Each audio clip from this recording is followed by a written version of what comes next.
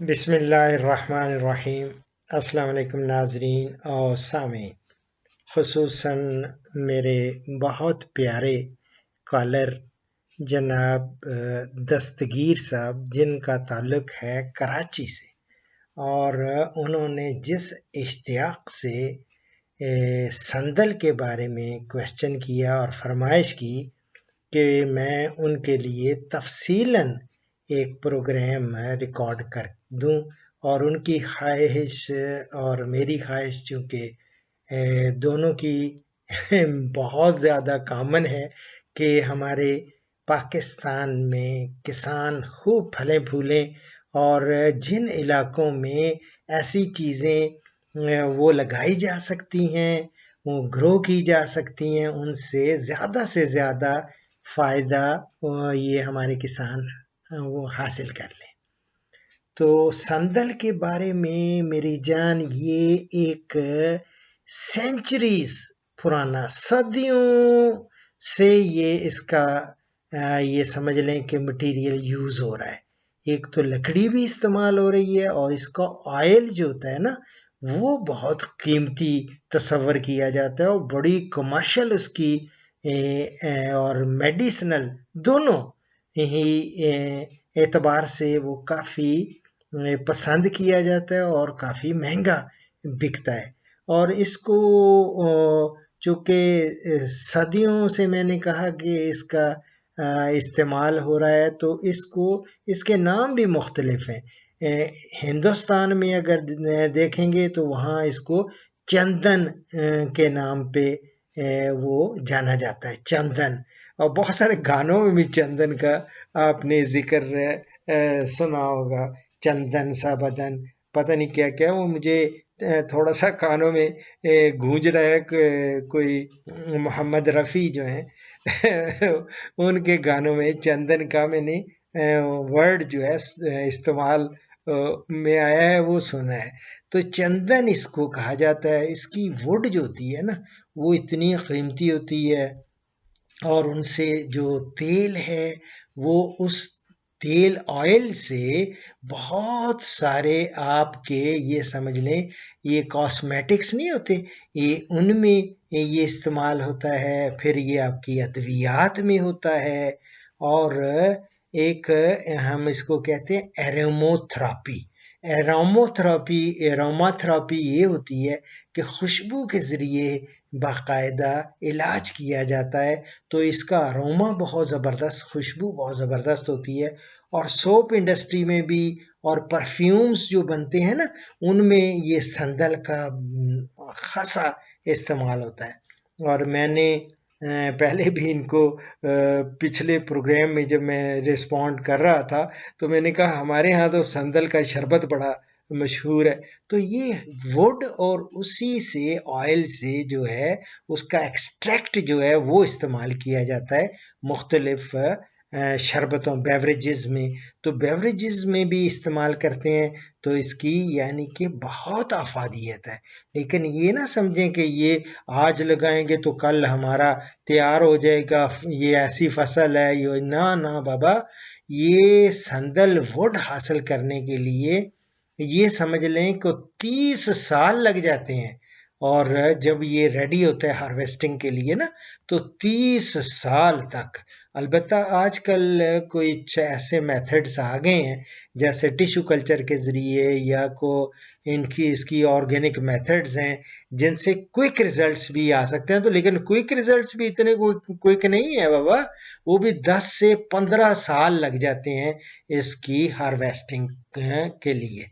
तो ये हमारे यहाँ जहाँ पे नीम ग्रो होता है ना, किया जाता है, ये समझ लें हमारा सदर्न एरिया जितना भी ये है, कराची के सिंध में भी अलबत्ता नीम काफ़ी होता है। नीम के दरमियान में भी इसको ग्रो किया जा सकता है। लेकिन और बहुत सारे इलाके हैं, ये गर्म इलाके का में ग्रो किया जाता है। गो इसके लिए ना इसकी आइडियल जो टेम्परेचर है ना, इसकी ग्रोथ के लिए वो इतना वो ये समझ लें कि वो है कोई 12 डिग्री से लेके 35 डिग्री जो है ना, उसमें ये बेहतरीन ग्रो करता है।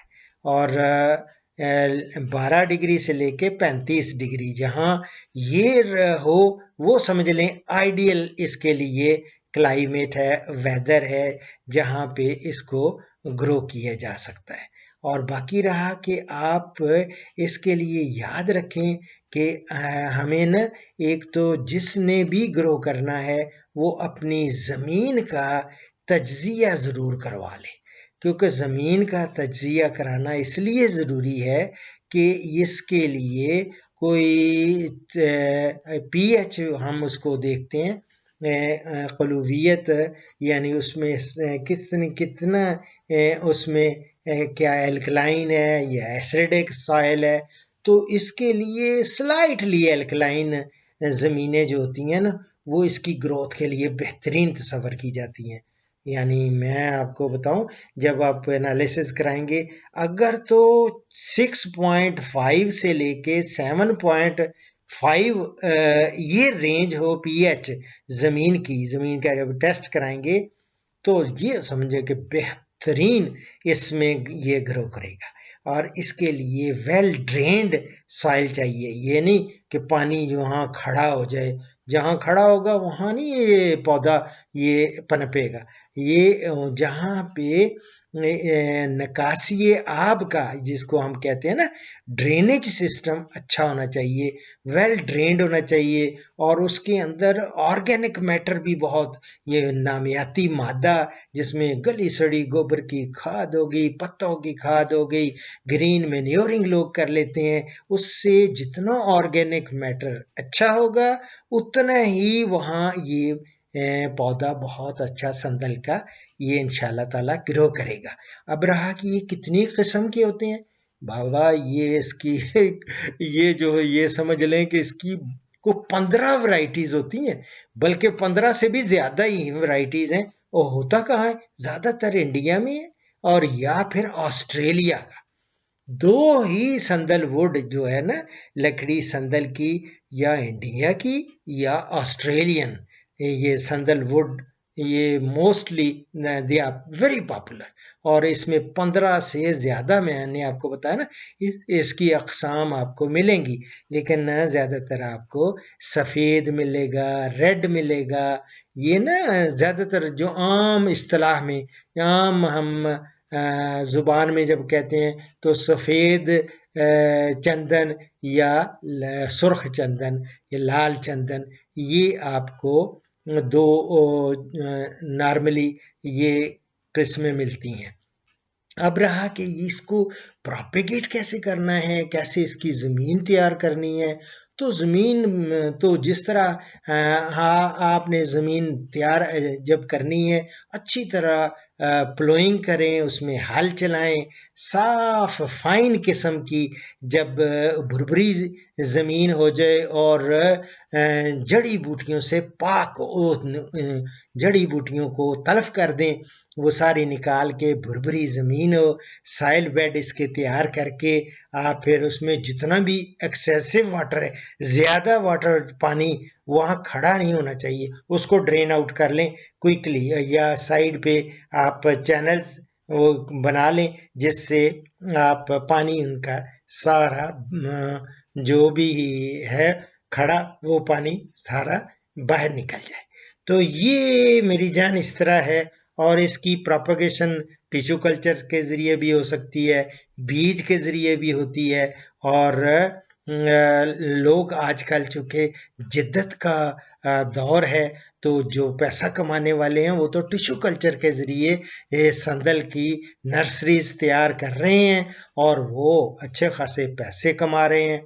और मुझे भी, जो मैंने सागवान का प्रोग्राम किया था ना, और सागवान में मैंने वो राना तौसीफ साहब का नंबर दिया भी था उसमें, तो मैं इसमें प्रोग्राम में भी एंड में इंशाल्लाह ताला वो एक दफ़ा उनका दे दूंगा।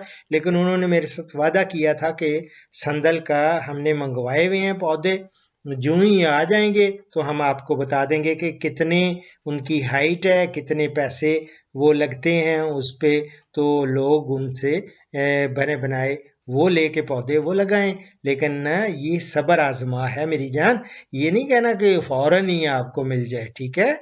ये याद रखें, इसमें 15 से 20 साल कम से कम लग जाते हैं। जो आप जब आप इनको इनसे सीड कलेक्ट करेंगे, तो इसलिए ज़रूरी है कि आपको ये सब्र करना पड़ेगा। बाकी रहा कि इसको बहुत सारे आप इनको पिट्स वगैरह खोदने का वो मैंने ऑलरेडी आपको बता रखा हुआ है, आप देख लें प्लांटेशन कैसे करनी है। और फिर इनका आप वक्फा जो है या फासला वो 10 से 10 फुट का भी रख सकते हैं, जिस तरह आप सागवान में रखते हैं इसी तरह इसका भी 10 बाई 10 भी रख सकते हैं, और 8 बाई 10 के वो भी आप वो रख सकते हैं।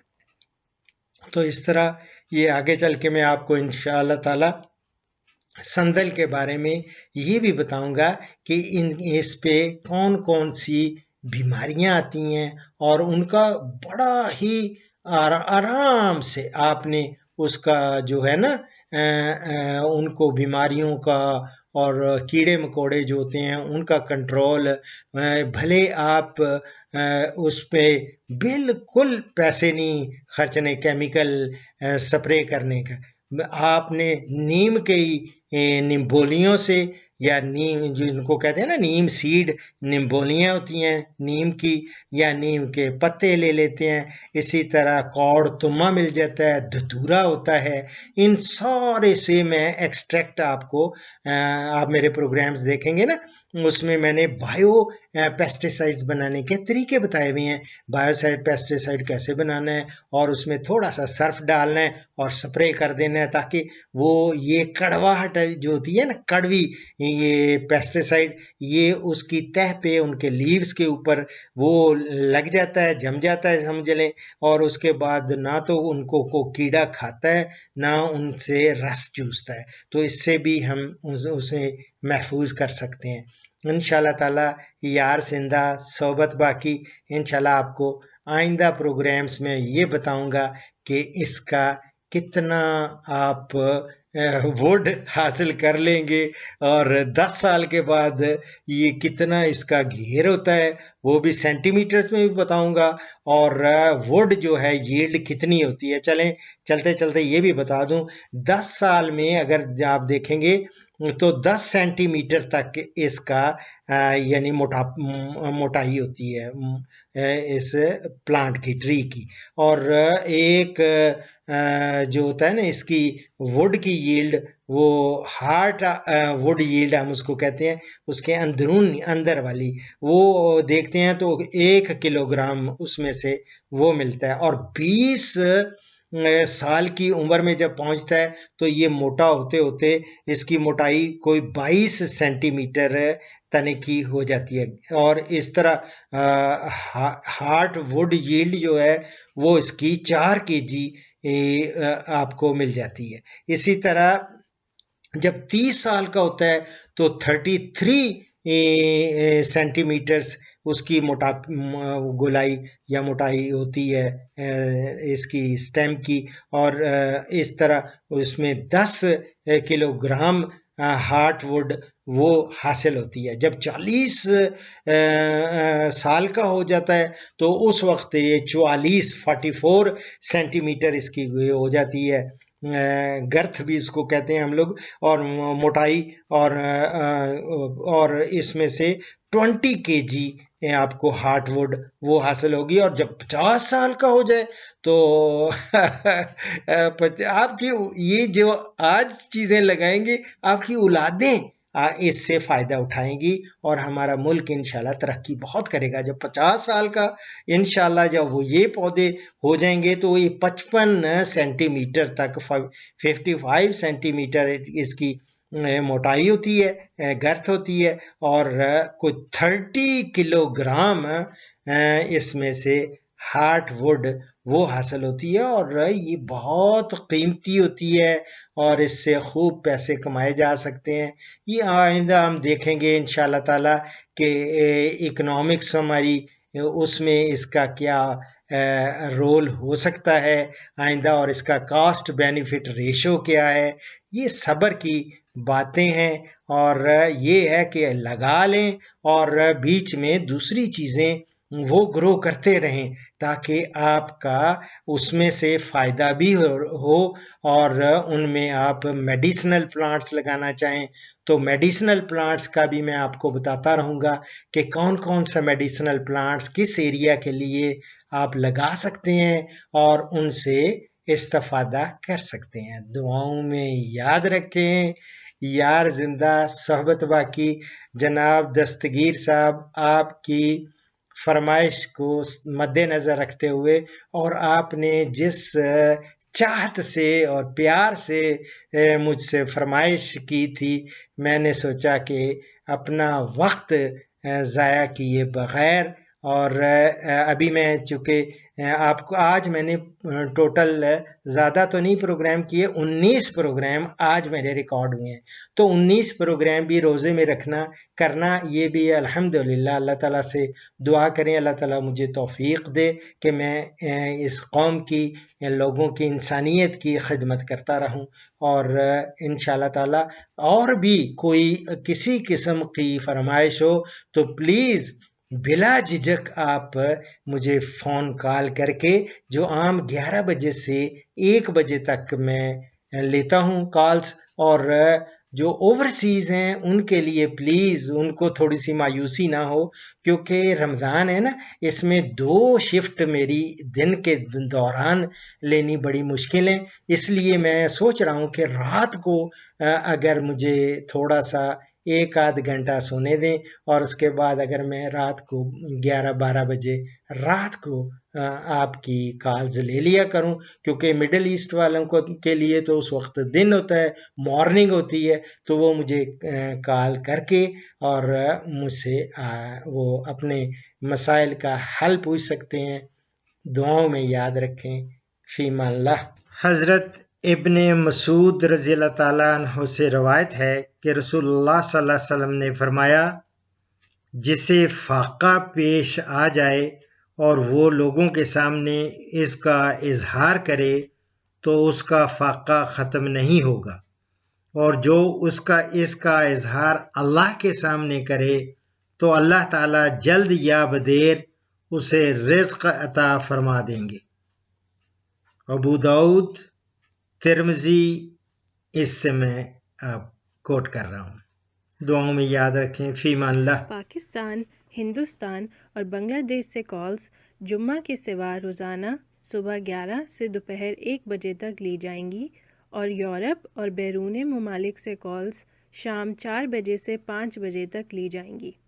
इन औकात पर 0333 5121 879 पे डॉक्टर अशरफ साहिबजादा से रब्ता करें। शुक्रिया।